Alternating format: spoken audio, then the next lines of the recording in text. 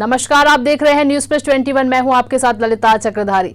छत्तीसगढ़ में प्रवर्तन निदेशालय यानी ईडी की रेड से हड़कंप मच गया है। ईडी ने आज तड़के रायपुर और दुर्ग में कुछ ज्वेलर्स और कपड़ा कारोबारी के ठिकानों पर छापेमार कर कार्रवाई की है।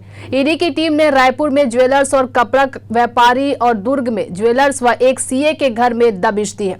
मिली जानकारी के मुताबिक प्रवर्तन निदेशालय की एक टीम शुक्रवार सुबह प्रदेश के अलग अलग जिलों में रेड मारने पहुंची है। इन टीमों में दिल्ली के अफसर भी शामिल बताए जा रहे हैं। रायपुर में टीम ने पगारिया ज्वेलर्स कपड़ा कारोबारी शांतिलाल बरडिया के यहां छापा मारा है। इसके अलावा राजधानी में कुछ अन्य जगहों पर भी टीम के रेड करने की खबर आ रही है। वहीं दुर्ग में भी टीम ने सहेली jewellers, नौकार jewellers, CA Kothari brothers के यहाँ छापा पड़ा है। इसके साथ ही राजनांदगांव के नाकोड़ा टेक्सटाइल में भी छापे की कार्रवाई चल रही है।